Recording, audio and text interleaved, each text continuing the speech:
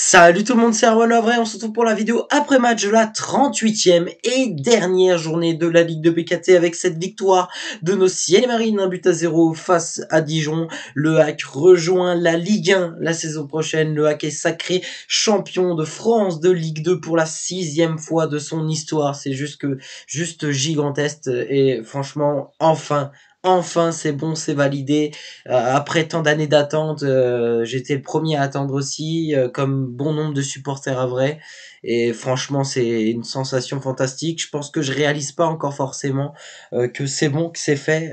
Voilà, mais c'est bon. Maintenant, c'est officiel. Le HAC est en Ligue 1 et c'est fantastique. Donc voilà, en tout cas, je vais faire la vidéo après match concernant cette rencontre entre le HAC et Dijon. J'essaierai de faire une vidéo bilan de la saison complète qui sortira d'ici milieu de semaine, je pense mardi, mercredi. J'essaierai de la sortir pas trop tard, où je reviendrai sur la sensation, sur mon aperçu, sur la saison. Voilà, le débrief de la saison, c'est milieu de semaine. Là, je vais parler plus spécifiquement de la rencontre et on aura le temps de célébrer tout ça. Je ferai ensuite une petite pause de vacances avant de continuer l'aventure d'Erwan Le Havre pour une nouvelle saison, cette fois-ci saison de débrief en Ligue 1. Donc il y aura plein de nouveautés, plein de nouvelles choses et j'essaierai forcément de faire évoluer aussi la chaîne, parce que la Ligue 1 signifie aussi pour moi d'essayer de m'améliorer, d'amener de nouvelles choses et forcément voilà, on monte d'une division, donc faut aussi être plus fort. Donc j'essaierai de l'être aussi de mon côté. Donc on est parti pour cette vidéo après match entre le HAC et Dijon. C'est parti.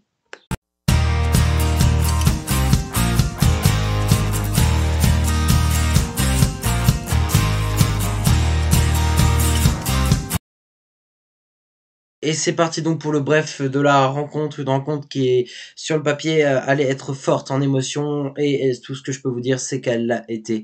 Un stade comble, une ambiance absolument exceptionnelle. Je crois que j'ai jamais entendu le stade Océane faire autant de bruit, j'ai jamais vu le stade Océane autant sauter dans les tribunes lors d'un qui ne saute pas n'est pas vrai. C'était toutes les tribunes qui le faisaient et franchement c'était juste exceptionnel.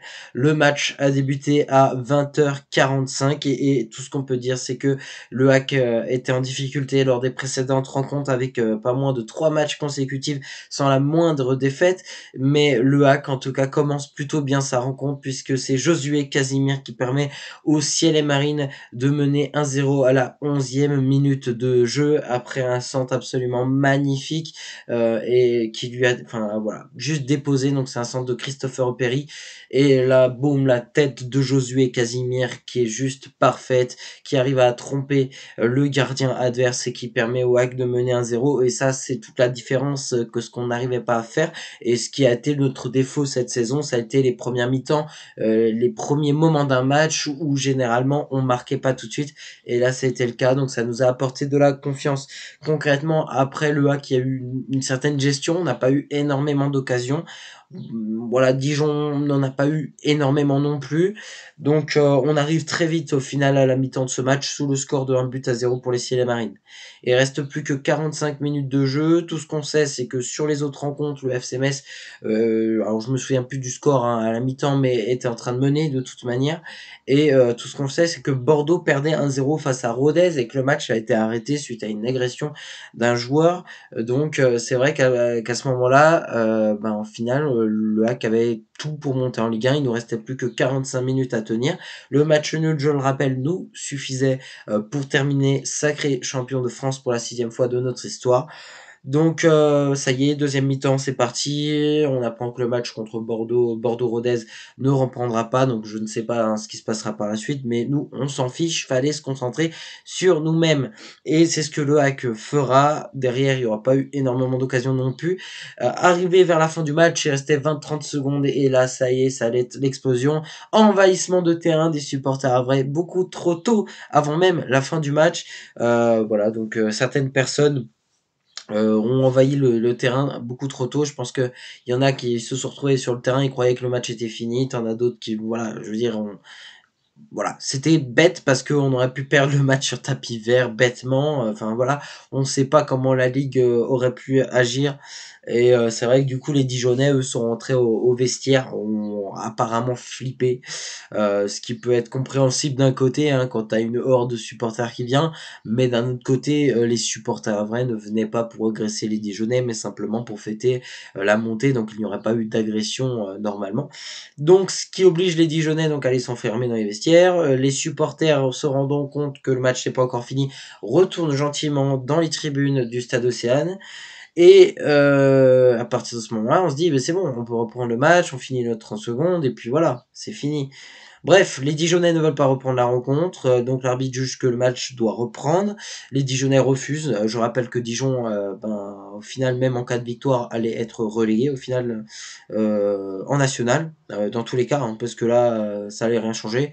Donc je pense qu'ils se sont dit, ça sert à rien qu'on retourne sur le terrain, qu'on se fasse chier sur 20-30 secondes, et ils ne retourneront pas sur le terrain. Donc l'arbitre, ce qu'il fait, c'est que il siffle, il redonne le ballon, et il resiffle pour siffler définitivement la fin du match. Et à partir de ce moment-là, envahissement de terrain dans le stade Océane. Un envahissement de terrain cette fois-ci assez légal, assez joyeux parce que ça y est, le match est fini. Et à partir de ce moment-là, le HAC s'impose non seulement 1-0 face à Dijon, mais le HAC est sacré champion de France de Ligue 2. Donc il y a tout le protocole qui s'ensuit, donc la remise du trophée, etc., etc., des bonnes doses de joie. Et puis aujourd'hui, ce dimanche, à partir de 11h, les joueurs ont bénéficié d'un jour de cortège, d'un jour de parcours du côté de l'hôtel de ville où il y a une célébration actuellement en cours hein, au moment où tourne cette vidéo.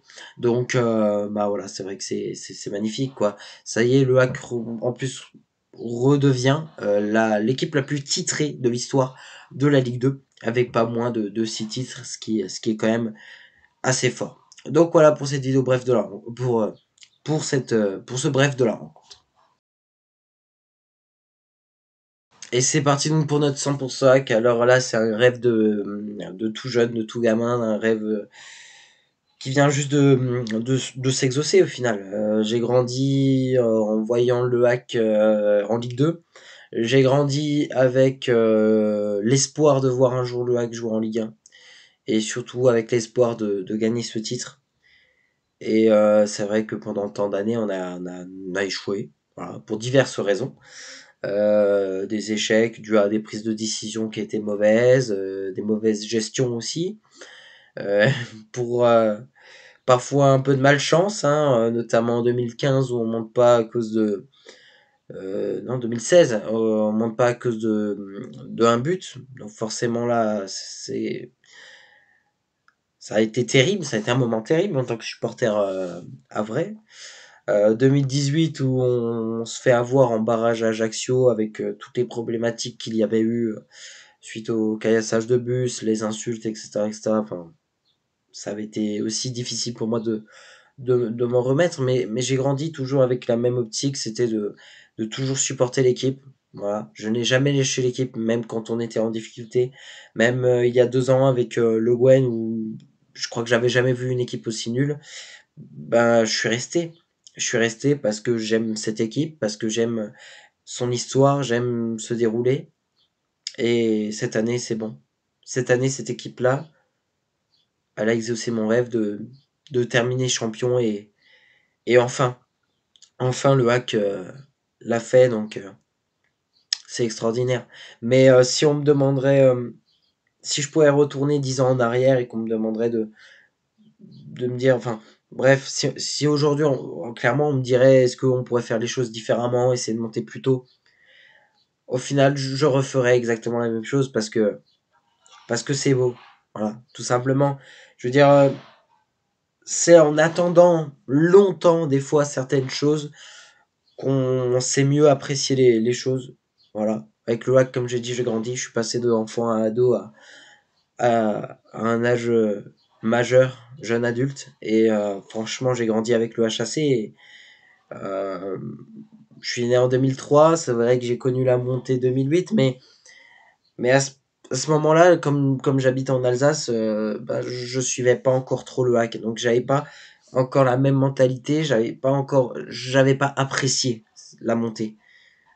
Pour être honnête, je suis à 100% le hack depuis 2012. clairement avec l'arrivée de Bean, qui m'a permis de suivre l'intégralité des matchs. Et donc, à partir de ce moment-là, j'ai jamais lâché. Et c'est à partir de ce moment-là que je suis devenu un fou du hack.